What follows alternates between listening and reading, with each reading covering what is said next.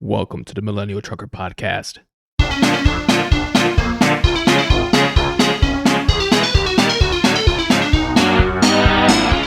I am your host, Luke. Welcome back. If it's your first time, welcome. I hope you're having a good day. I hope you're having a beautiful day. I hope you're having an enormous day. Huge, gigantic, gargantuan even. I'm feeling pretty good today. Got my coffee.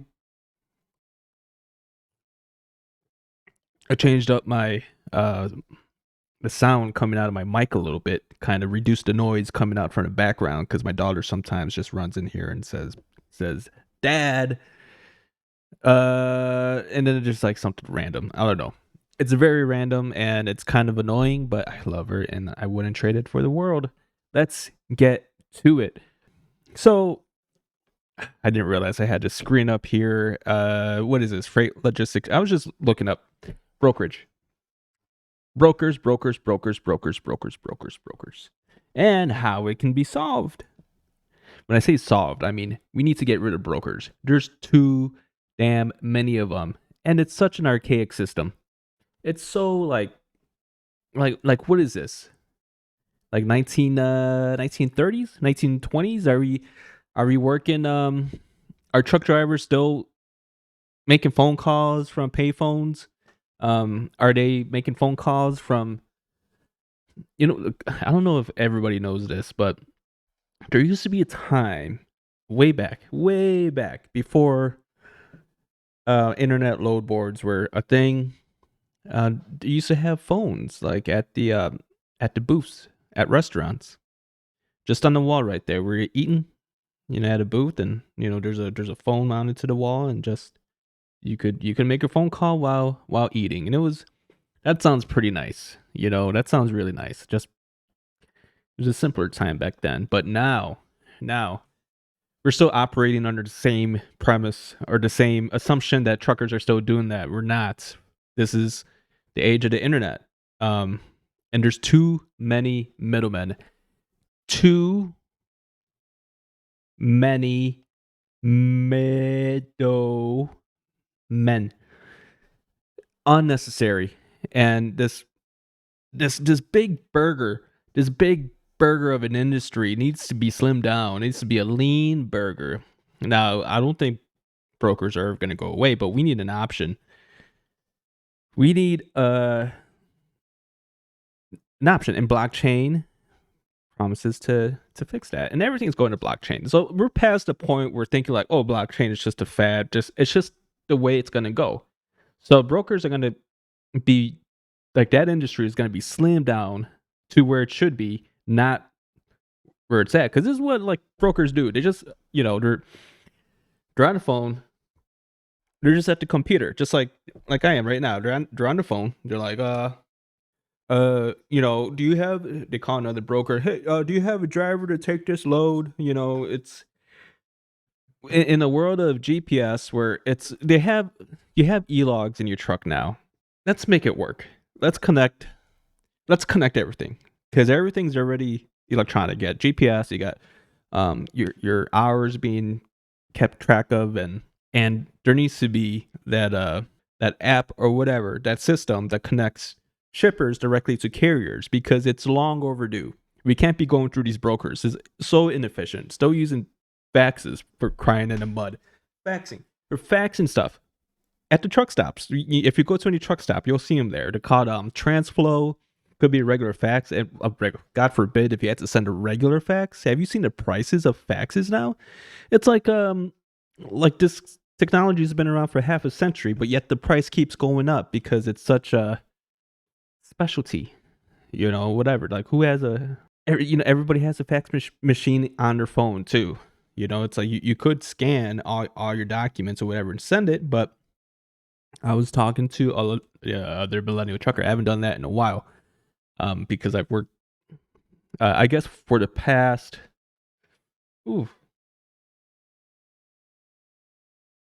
7 years, I think. I haven't done over the road in a while. I've done a lot of local stuff. So I think for the past 7 or 8 years, I've been doing local work. So I haven't had to deal with e-logs. I've had to deal with logs, but like not Not this new stuff. Like my last job, there was absolutely no logs. I just jumped to the truck. Um, it was a tanker job, and it was just local, like super local. I'm not even hitting an interstate. I'm not even going out of state. This is like county roads, so it's like county roads, you know, like you don't need logs for that. But anywho, again, I hit the rumble strip again. Let's get back in a blockchain lane. Um, let's read a little bit of this stuff right here. Blockchain-based shipper carrier direct optimization platform. Now, this is a patent that was granted to a company called Lane Access. So, improving business processes is the entire transportation industry is the heart of the Lane Access blockchain project. Lane Access aims to cut out the middlemen, freight brokers, and 3PLs. 3PL stands for third-party logistics, to create a shipper carrier direct network. This is the dream. It was all the dream. I used to read Word Up magazine. I hope I don't get flagged for that. But the middlemen, and this is the whole point of blockchain. It's like you remove the middlemen to make things more efficient, because like the trucking industry has grown too big to rely on brokers.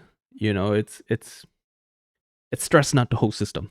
They say truckers are going to be replaced by autonomous trucks, but first, way before truck drivers, brokers are going to be replaced by because brokers are very replaceable. And it used to be like one of those jobs that you could sort of like, if you're retired out of truck driving, or if you're retired, it's something, it's a stay-at-home job. And everything that a broker does can be done by computer. I mean, that's just it. It's like the shipper shouldn't have to call the broker, then the broker call the truck driver, and the truck driver might be in a bad mood. So when he sees a text that says like, "Where are you?" It's like, "Where am I? Why do you want to know where I am? What?" Well, let me guess. Somebody wants to know where their load's at. You know what? I'm just around the corner. I'm 3 hours away. I'm busting my butt trying to get that load over there, and you're texting me, "Where am I?" You have any idea how hard I'm working out here? You don't. You know why? Because you're set behind your desk with your smarmy face and with that hat. I think I'm just looking at myself here, but it's like, it's unnecessary. Unnecessary to put that type of agitation on a trucker. When a shipper, like, who does phone calls now? Like I still call people, but I only call my older millennial friends. I'm at like the top, the oldest sort of millennial that you can be. So people around like my part of the millennial spectrum, we do remember a time before computers, or like where you had to memorize people's phone numbers and stuff like that. That's all well and dandy. I don't really care to reminisce about those days. It's just a thing that we had to do. Now we have more things to do. I would argue that we have way more things that we need to put in our head that's like way more complex than memorizing a phone number. That's just memorizing. If my biggest thing was to memorize a phone number, if that was a talent, it's just like, yeah, I used to memorize phone numbers. I still memorize phone numbers. It's like, okay, boomer. Hey everybody, I wanted to interrupt this podcast for a little minute to kindly request that you hit that like button. Really want you to hit that like button right now. Now, if you're someone that I know, that I sent you to this video, I sent you specifically to blindly hit that like button. Yet I see multiple views, but my like button rate's only about 5%, 10% at best. When I told you to blindly like my video, you think I was joking? This isn't a joke. Hit that like button right now, okay? That's all I ask from you. Blindly hit it. Hit that like button, all right? Lane Axis aims to cut out the middleman. Okay, consider that there are 800,000 trucking companies in the US, which adds up to roughly 5 million trucks on the road daily. Now consider 90% of those trucking companies are small and independent, which means they have 20 trucks or less. That means if a shipper wanted to deal with just 10% of that small and independent marketplace, they would have to reach out to 50,000 companies. Even if they reached out to just 50, shippers would still have to monitor, manage contracts, insurance, and availability, carrier, driver rates, renewal dates, payments, and much more simultaneously. This is where Lane Axis comes in to solve these problems in one platform. Yeah, okay. First of all, I'm just looking up blockchain things. These guys aren't paying me to do this. I've actually looked. It's like, hey, you want to pay me to do this? But I think like blockchain is something that millennials are really concerned about. That they wanted. It'd be nice to know what's going on. And Lane Access is just one platform. There's some other ones that are more like specific to like I think there's a company called Trucks, TRUX, that deals with dump trucks, hauling dirt and stuff like that, aggregate, whatever. And I think that's a pretty good specific utility for a blockchain. So this one's more about long haul. And the CEO of this company, I think I've seen a few interviews with him. He's a trucker himself, and he's been on both sides. He's worked for different companies, and he's been a broker too. So he seems like he knows what's going on.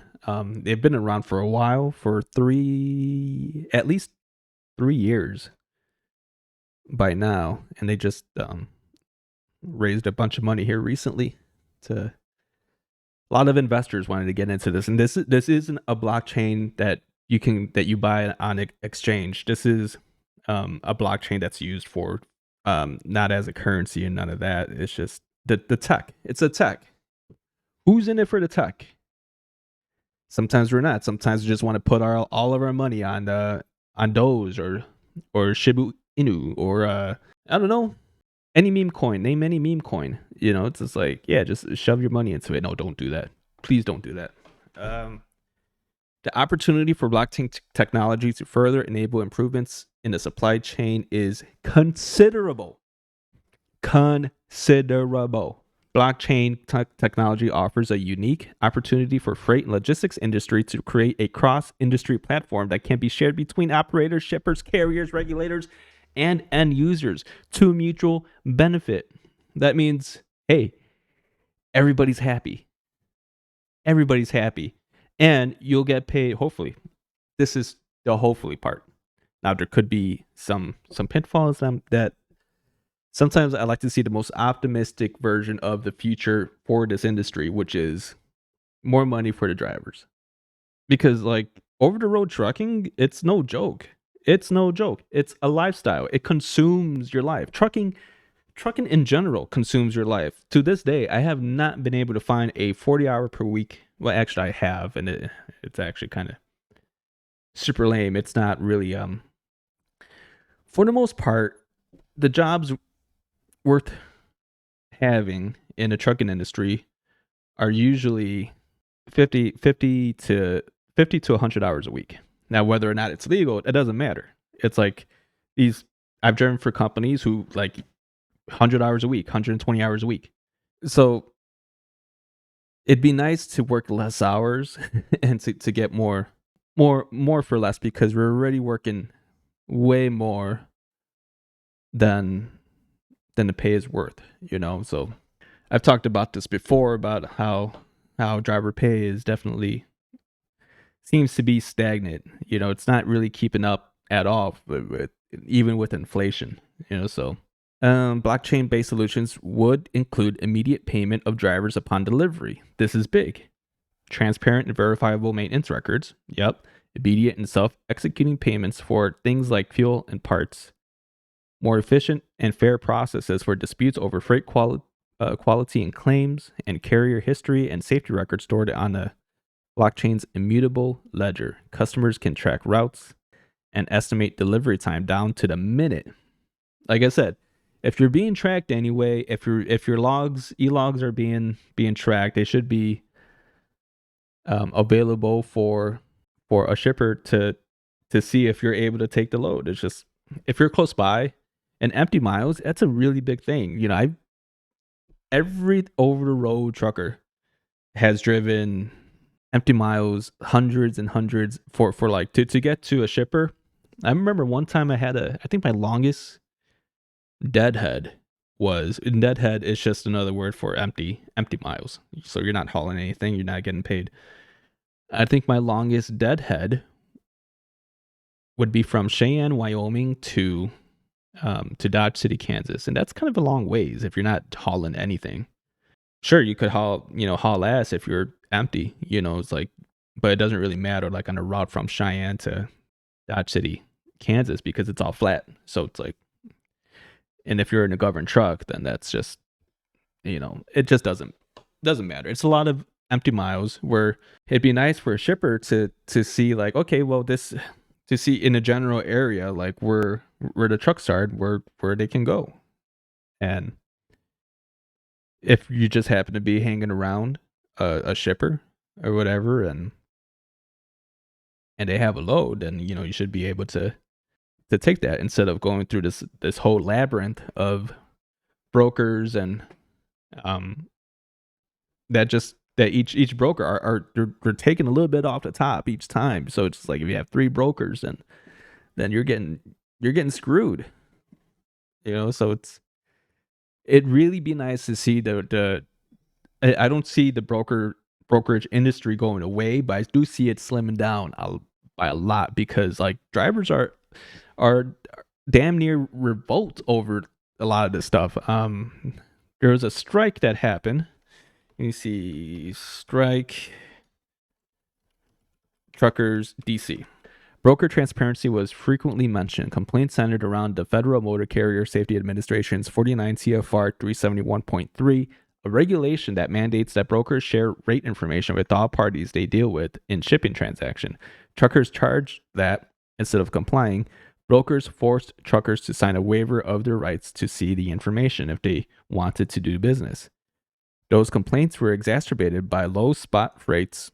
The year 2020 started with rates already suppressed because of overcapacity in the market. A near record number of new trucks were purchased in 2019, created a market that was oversupplied with trucks but did not have enough freight to keep them all running.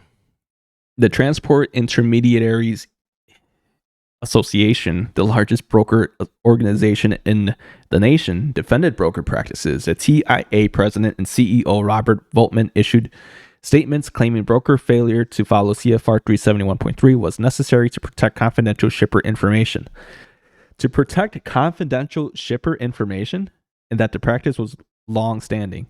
He highlighted the industry practice of making the information available to carriers at broker's office, but only during business hours, a practice truckers said made reviewing the documentation nearly impossible. OIDA sends letters to members of Congress urging the investigation of the broker practice. TIA responded with letters to its 1,800 members companies stating that the practice was illegal and should be continued. All right, well, this is it. I mean, they don't care. They don't care. Like, honestly, this isn't a surprise to me at all that they don't care, because they don't want truckers knowing any of this stuff. So brokers have to go. Brokers have to go. And you should be supporting platforms that get rid of brokers, that promises to do away with all that. So the more people that on these blockchain platforms, at least try it out. I haven't tried it out. I would like to try it out sometime, but like I said, this isn't a sponsored deal, so I'm not really gonna go too far into it. All right, well, I hope you enjoyed this episode of Millennial Trucker. I will see you next time. We'll catch you on the flip flop. Come on.